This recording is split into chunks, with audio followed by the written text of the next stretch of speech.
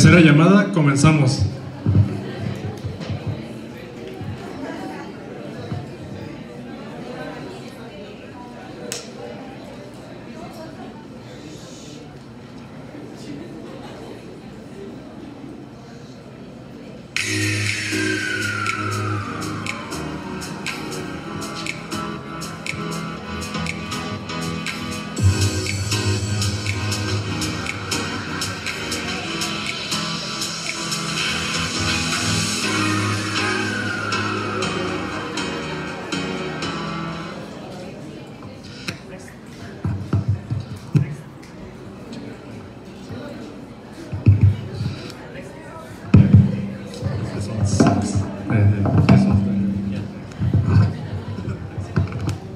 Next up, we have the honor to present Wayne Conradi II, representing Cava Studio with the conference Yes and How to Make Clients Happy While Maintaining Creative Fulfillment.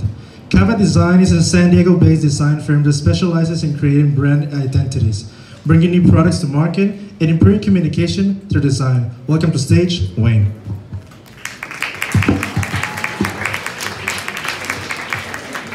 Hello. Thank you so much for having me. I really appreciate it.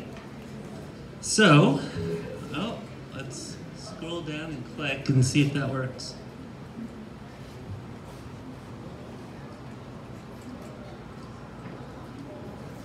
Apologies. I don't know. It's on, but the clicking doesn't click forward.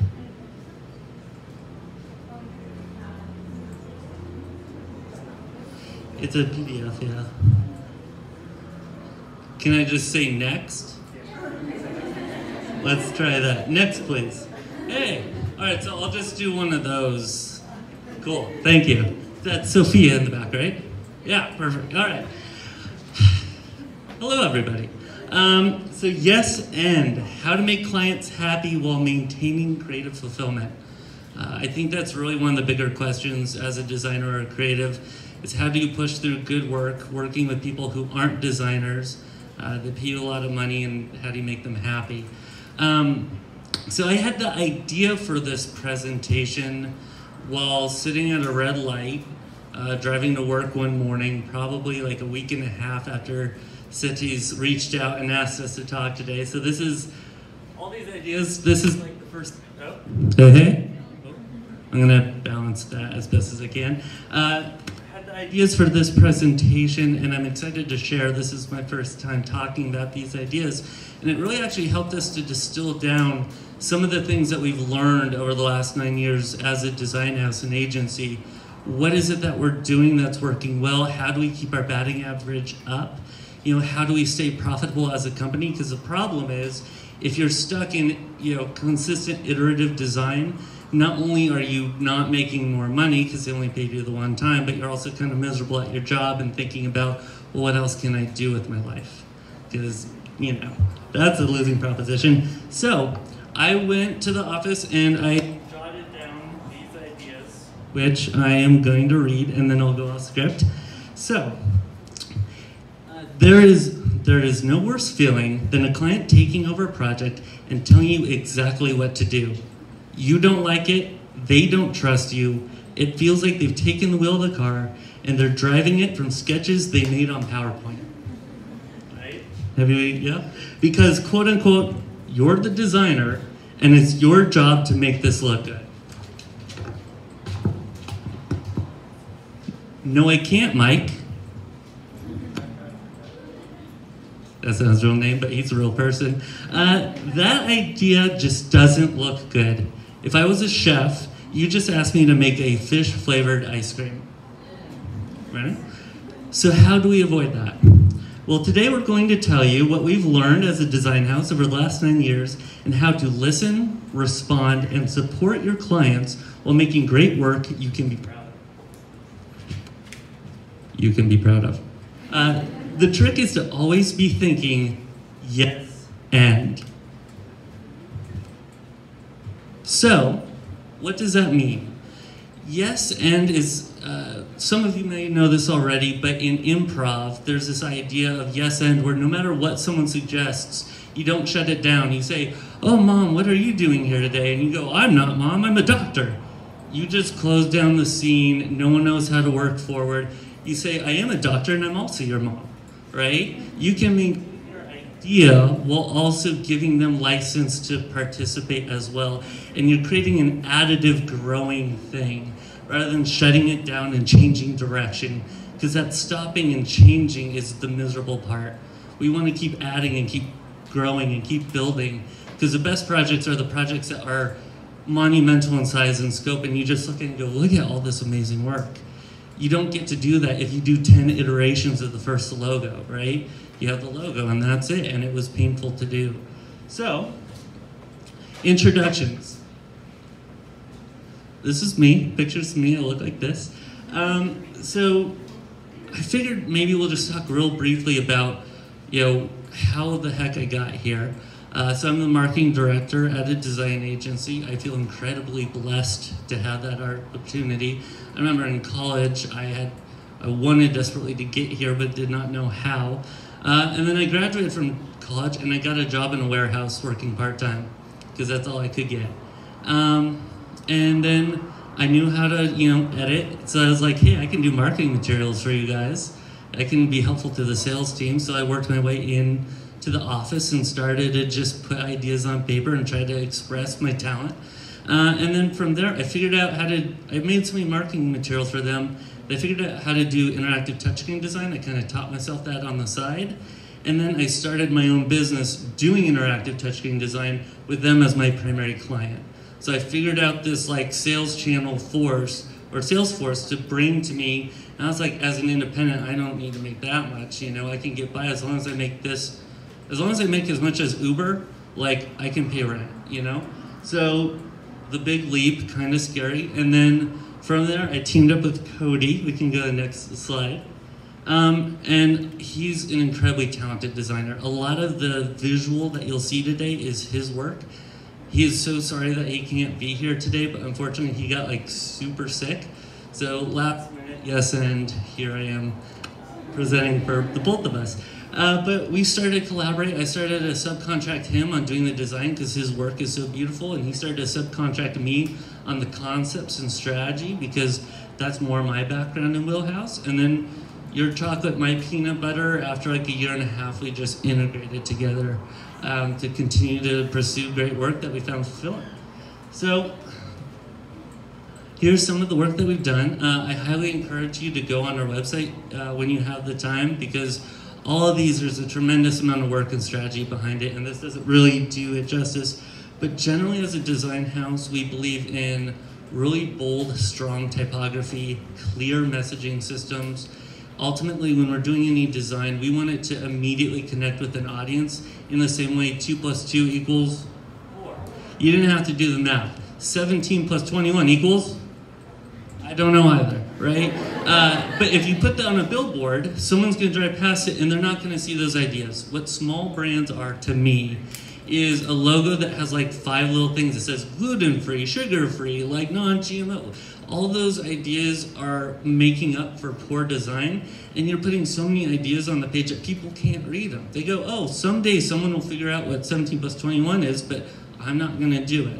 So when you see big posters and signs and there's a paragraph of text, that's not what Coca-Cola does. Coca-Cola is Coca-Cola and red. That's it. You can draw it in your imagination. So for us, the best designs are 3 elements typically. As we design, we usually get avant-garde and make 5 things, so that way we can kind of find a unique enough tone that actually resonates with us and feels specific. And then we say, what can we delete that's erroneous, and make it to the point where if we remove anything from this design, it no longer works in the same way. And once you get it to there, that's the 2 + 2 = 4 sort of philosophy of our work. And Kava means philosophy or strategy. It's a pattern or system and finish. So today we're going to talk about the pattern and system that we apply to every project to try to make consistently good work that doesn't make us sad as we're doing it. Next. So how do you do that? What is yes and what are the rules? What can you kind of remind yourself as you're moving forward? The first one is people are always right to themselves. That's the important part. They're right. When they see a design and they tell you it doesn't work, or it makes them feel this way or feel that way, it does make them feel that way. They're not lying to you. But everybody's reality and everybody's perspective is subjective to themselves. So it's important to honor that truth. You can't tell them they're wrong, that feels punk rock, or that feels like, you know, a grandma brand when you don't think it does. So next.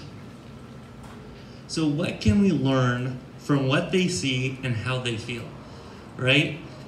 I have been working on this project, let's say, for like 6 weeks. I'm so entrenched in it. I see all these little nuances that I'm absolutely above it. And then they see it for the first time and they like give me a totally different response because they see something different. Well, I'm now seeing it, I have the opportunity to see it with fresh eyes for the first time, right? So I want to understand what they see. I want to understand what they feel about the work. I want to be open and honest to receiving and listening. Because if in that moment, all I'm doing is talking, like I am now, but if all I'm doing is talking about my vision, how useful is that? I'm already convinced of my own ideas. Can everybody hear me? Yeah, I'm kind of a loud talker, so I'm going to just not. I hope that's cool. Is that cool with you guys? Yeah, thank you. All right. So I'm already convinced of my own ideas. I need to hear their ideas. They are the client. The thing is, I'm going to let go of this work and I'm going to move on. They're going to own this for hopefully 20 years. This is their identity. This is who they are. This is who they're proud of. Is it cool? It seems. Well, I'll give it a shot. I don't know. I kind of like the loud talking, but this is good too. All right. So next, please. 2, listen to understand the problem, but not the solution. This is maybe my favorite one because it's like so the trap that everybody falls in trying to be good to a client, but it's actually not the thing that you want to do. Next slide, please. All right. So here's the thing. So often in trying to do good work for people and talking to them about the work, they're like, oh, I see this. What if we did that?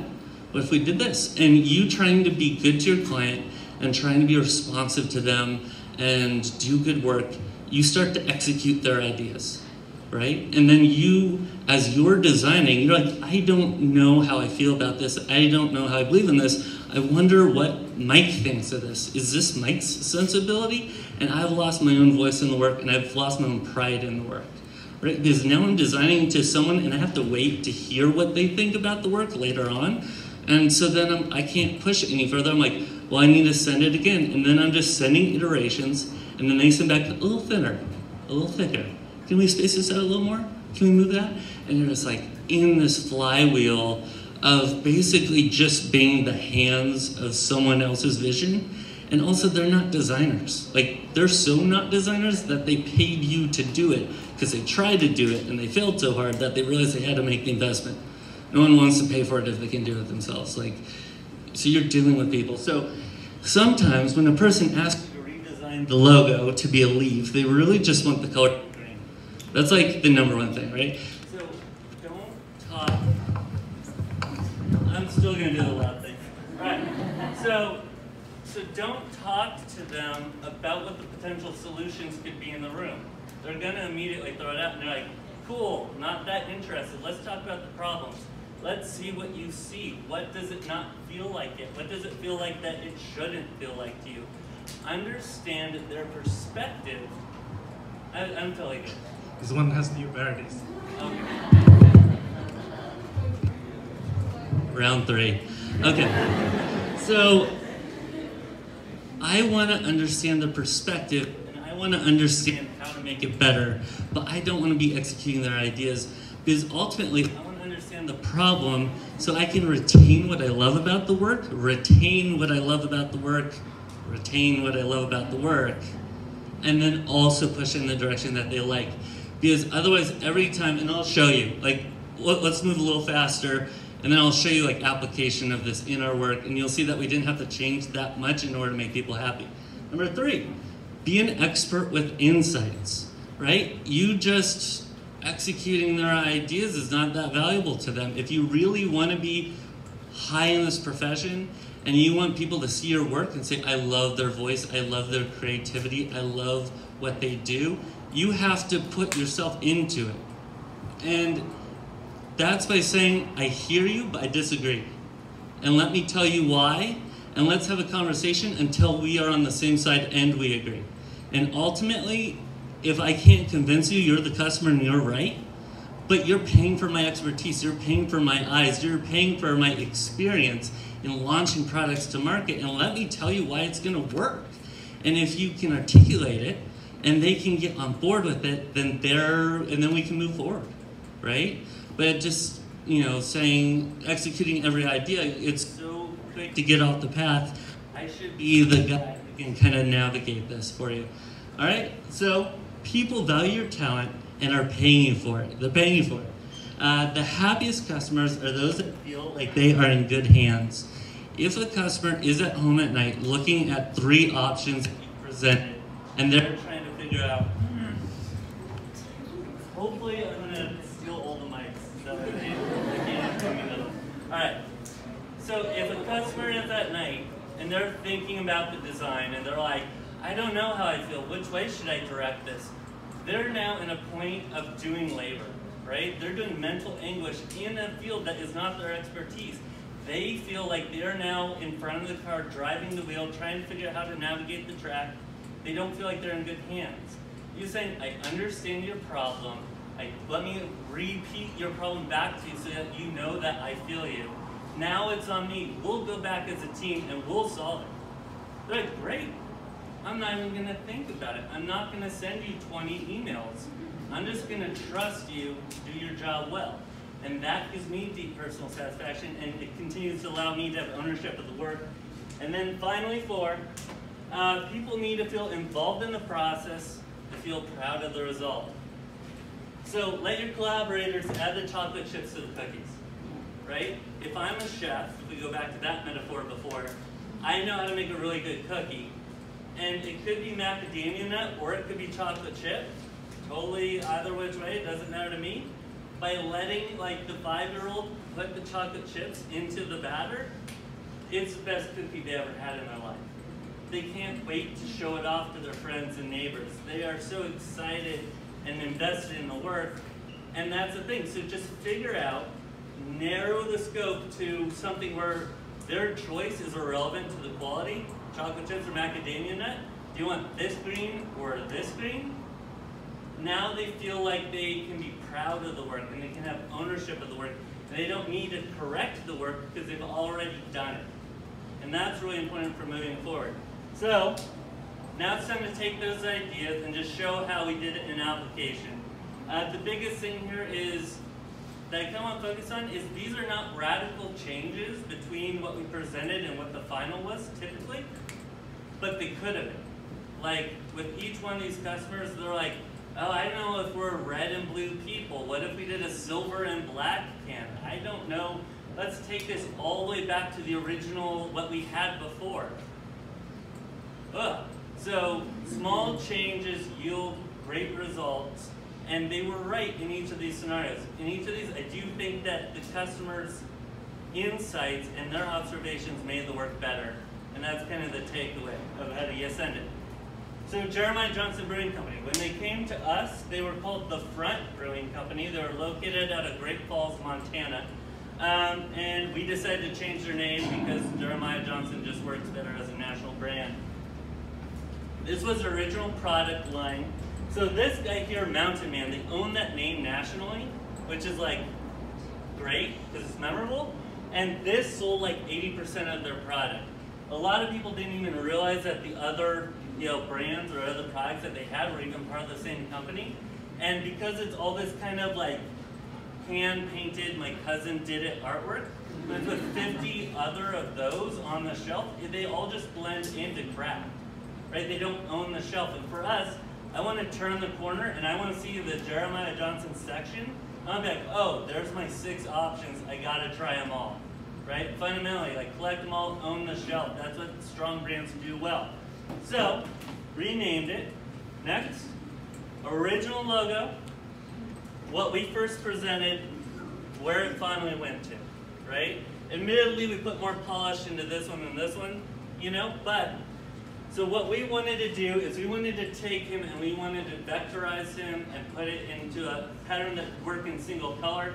So we wanted to put on t-shirts and hats, make it small, make it large, and make it work. That gradient color stuff just never works when you're trying to put it on a hat. If it can't go on a hat, it's not a good brand. But they came back and they said, we get it, but we want more personality. This guy is like edgy and people resonate with him. He's a guy at a bar that like has a story. This is too much Colonel Sanders, right? And I'm like, you're right, we did tell the illustrator that we worked with, Colonel Sanders, like that was our point of reference. So we said, okay, let's do that, let's push it. But if we're gonna make that investment, let's actually build out an asset that's gonna have great value. Like one, you need to pay for better illustration.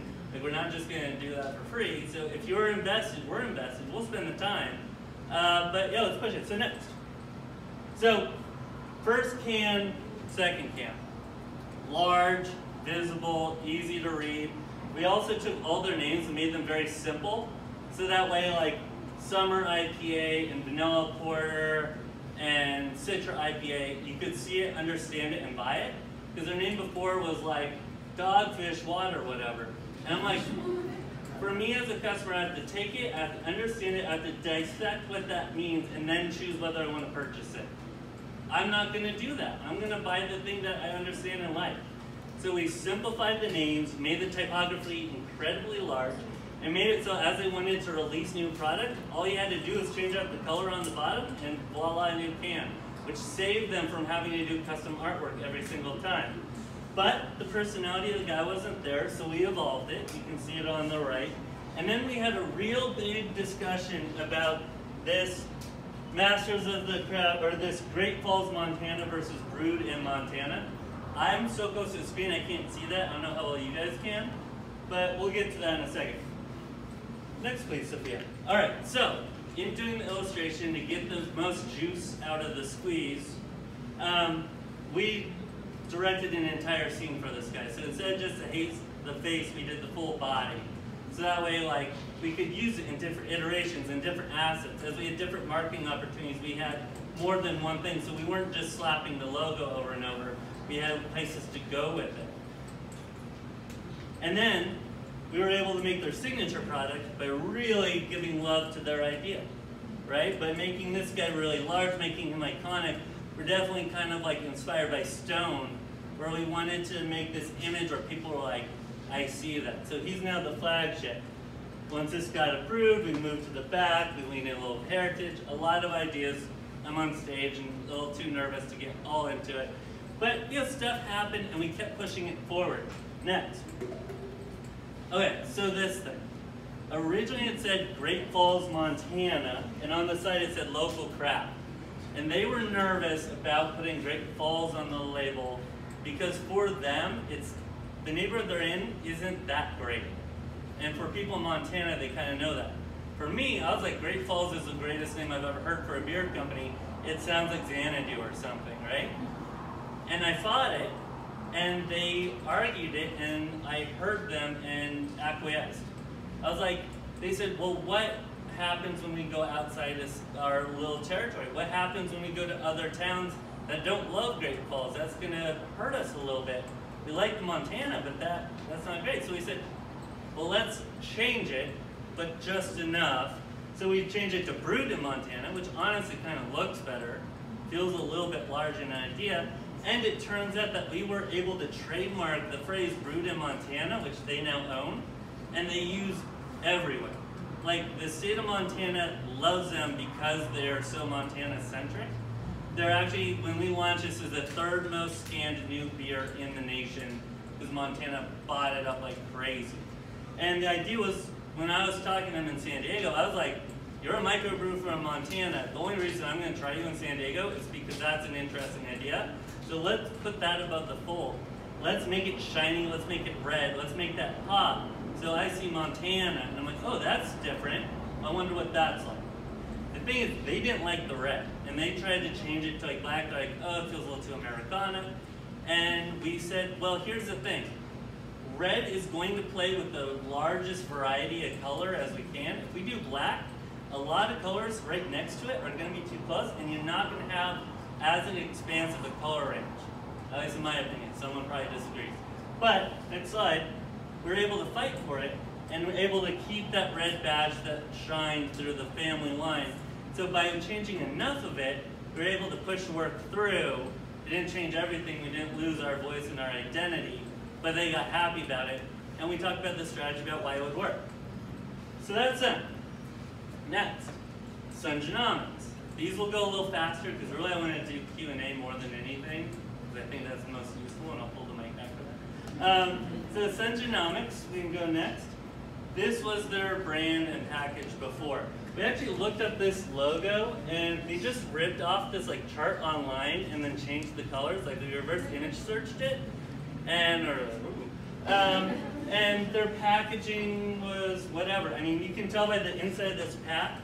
So this is a collection kit for number 2, right? Huh? So what it is they take a stool sample, they analyze your DNA, and they give you probiotics based on your DNA to improve your gut health and flora. It's a really cool idea, but a deeply underwhelming unboxing experience when you get the gloves and stuff, and they're just like, this is kind of gross, and I don't understand it.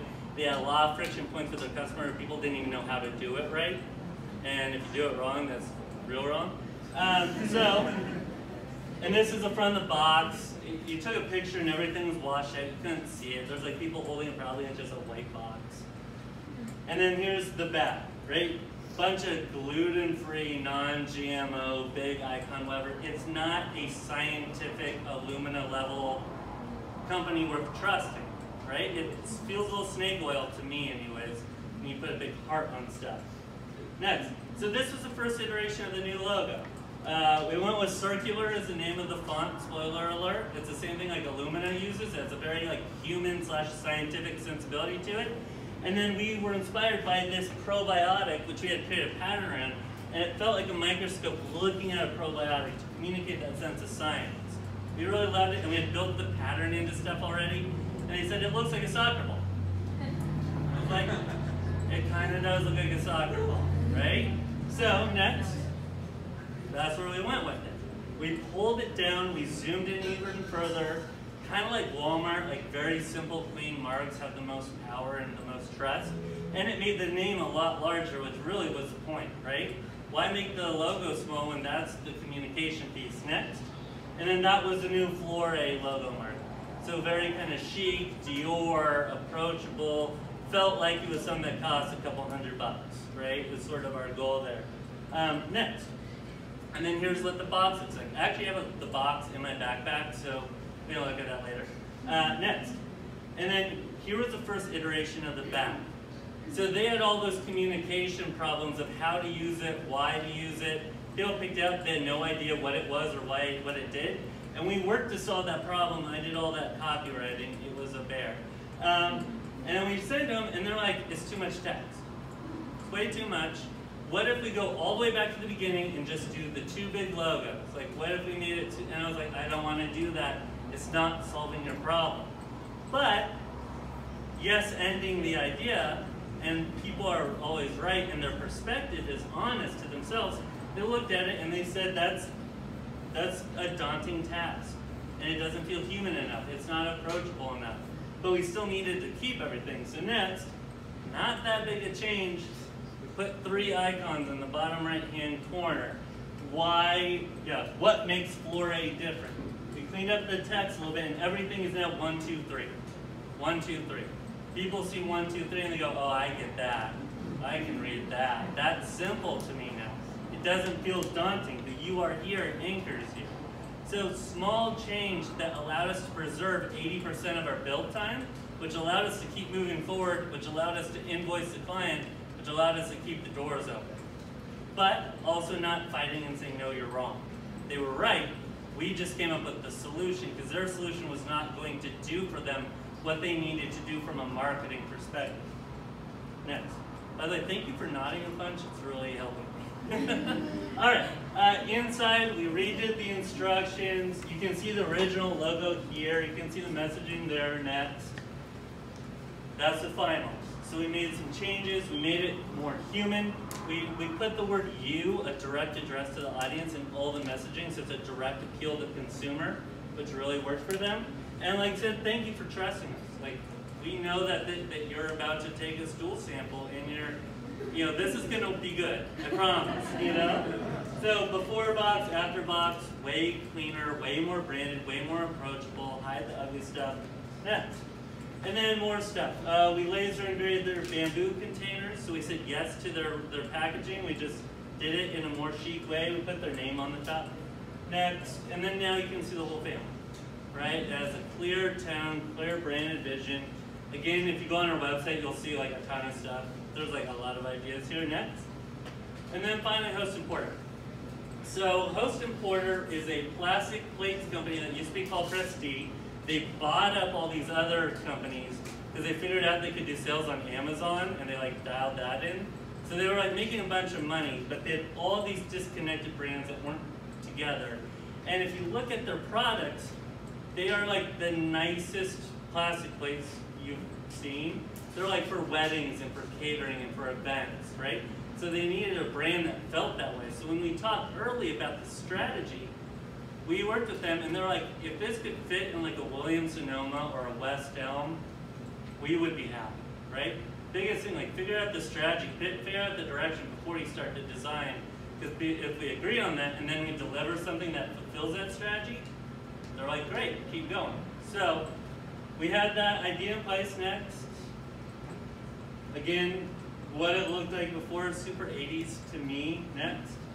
So that was a new name we came up with. Host and Porter Banquetware. Next. And the idea of a host is someone who entertains guests, a porter is someone who's in service to people. Very West Elm a little bit, but it worked quite well. And then this was the first iteration of the packaging that we had.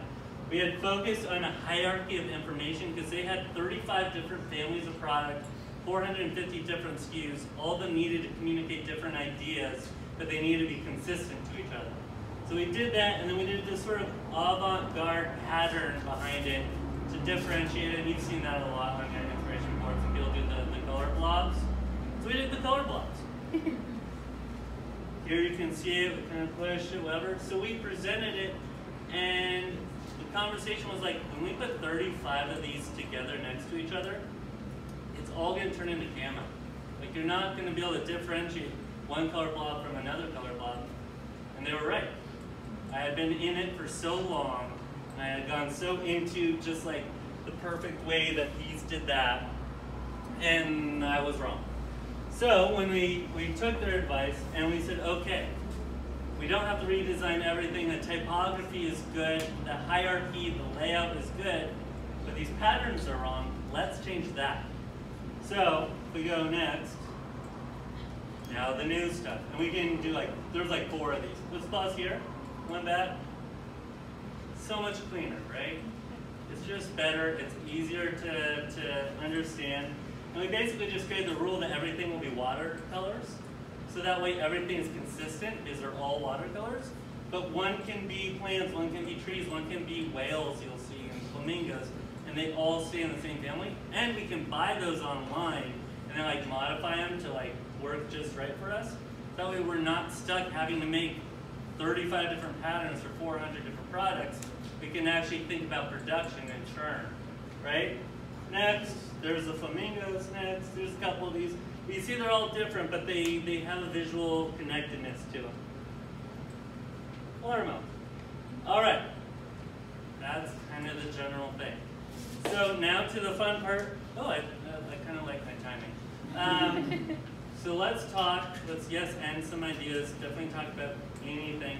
Also, I brought some enamel pens and some like t-shirts. So anyone who asks a question, a little bit like through stuff. So, any questions? Yes. You in the third row. Do you collaborate with artists from other countries? Yes. Yes. And how does it work? Hi, everybody. So the way that we do that is basically we start on the strategy and what's going to make the most sense for the client, figure out the look and feel that we want to go after, and then we just look at different artists' work. Typically Behance is like our #1 way to, you guys know. So we look at Behance and then we reach out to the artists that we think would be a good fit, who have a good sensibility. We drive all that, and then we are project managers and communicators throughout the process. So we give very specific, here's the flow, here's where the logos are going to go, here's the interlocking text and things.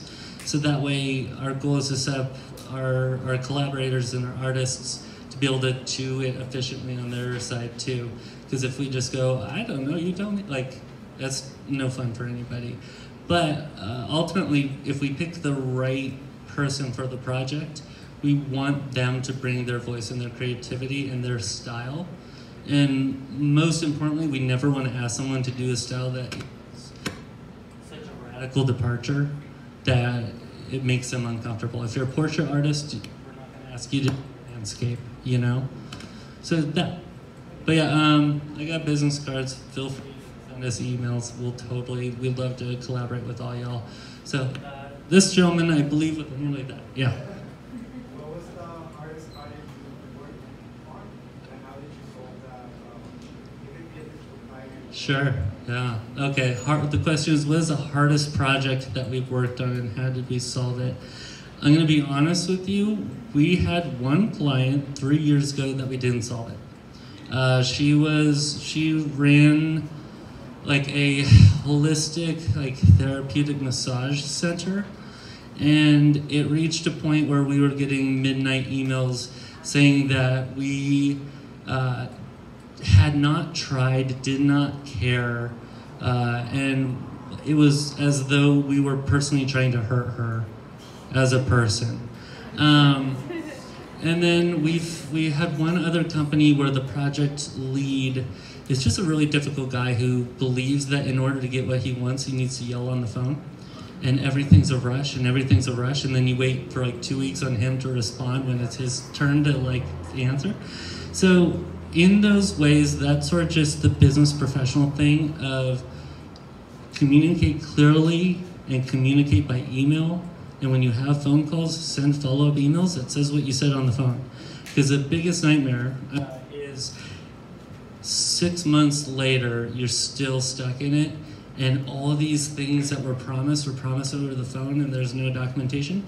Just document it, work hard, work honestly, fill everything you put into the contract, and make your contract specific. That's the other thing. Make your contract I will do this many icons. I will do this many revisions. If it takes more revisions than that, I will happily do them, but for now, because if you keep it open-ended, people just continue to ask you for more stuff.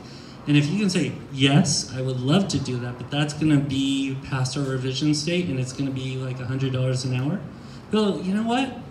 I don't need that, you know? So by getting people invested and having it documented well, good fences make neighbors, you know?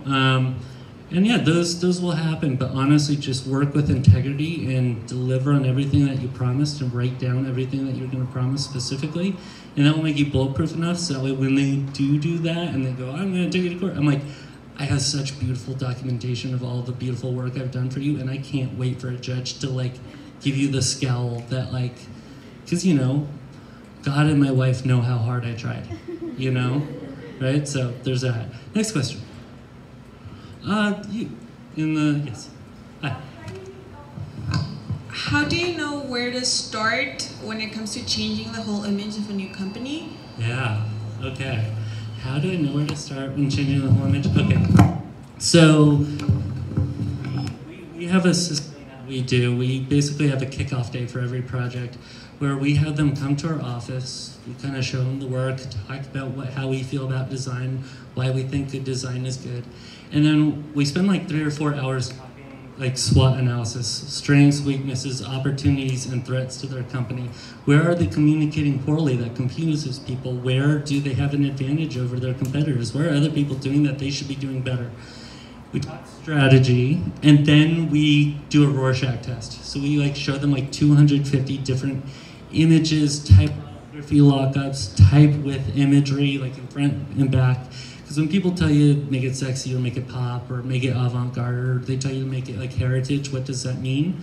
So by going through like this 15, 20 pages of different visual elements, I more importantly want to know what they don't like. I don't really so much care what they do like because I want to do original work and I don't want to copy what's already there.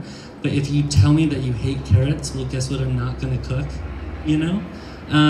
So by the end of that day, essentially, we and the customer have a shared set of goals of like, if we can make a brand that feels heritage, that has large typography, that has a sense of this and communicates that, then we'll consider it a success. So by having those check marks and the strategy behind the design, one, I have a direction of where I want to head. Like I want it to feel like it's a whole grain, natural alternative to competitor, right?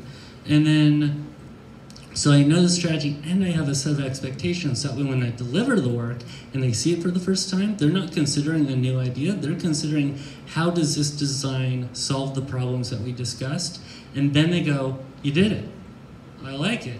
Only thing I would change is change that color to green, you know?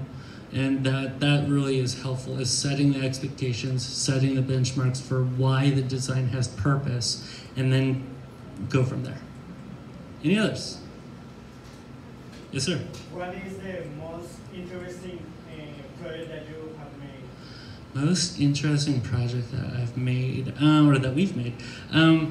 You know, they're different for different reasons. The Flore Syngenomics one, just because as a biomed collection kit, I had never done like internal structures of boxes or custom things before. So it felt like a real daunting thing to say yes to. But I was like, yeah, we can do it. No problem. Like, and it's like, they paid pretty good money for that one too. So I was like, yes, we will definitely deliver on that. So that one was an interesting one, just from the not knowing where to start when we started and just chipping away at it. And then honestly, Jeremiah Johnson, there's a reason we showed these today, right? Because they're the fascinating ones. I just really, so I grew up, my dad worked at Gallo Wine for like 25 years, and I grew up like restocking shelves in the grocery store and talking to the liquor manager guy. So the opportunity to put that into a brand and to create a beer company was just like, it just felt cool. The one thing I will say about beer companies is they are so cool that they typically don't pay a lot. Like everybody's like, you'll do me this favor for free, we're a cool beer brand. So I thought that I wanted to do a bunch more than those, and I love Jeremiah, that's his name.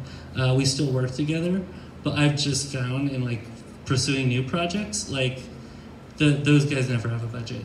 Like it's way better to go after the biotech clients because they like are a bunch of scientists and they're like, just help. Just help. Like we have crazy funding and we just need to get to market better. So there's a strategy of like what's cool. All right, and maybe the last one because I see them come up. Yeah. And yes, you in the glass. Yeah. Yes. Yeah, with the pink hair and the glasses. Yes.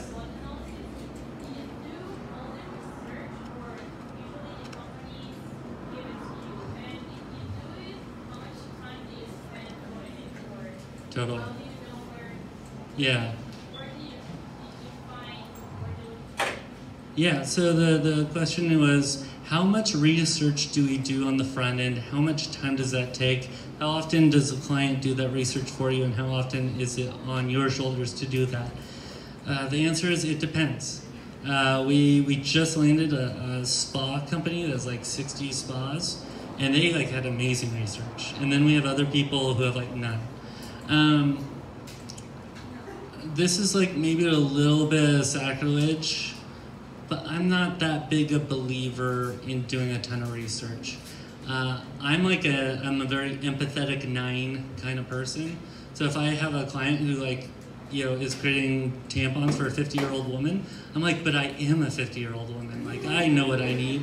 And so there's a decent amount of just natural empathy that goes into the work and goes into the communication that when we do the research, I'm like, yeah, that's what I assumed.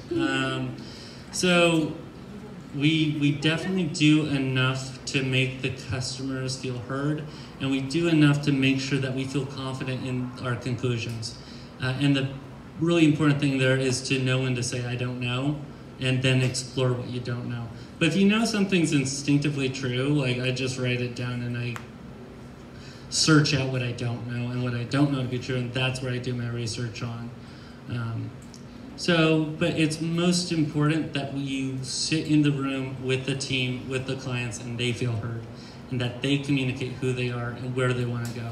Because if you give them a solution that isn't solving their problem, that's the biggest headache. So not so much like giant looking at the world stuff, but really looking at the individual problem in front of you, figuring out what those problems are and solving those problems, I think. All right. Yeah.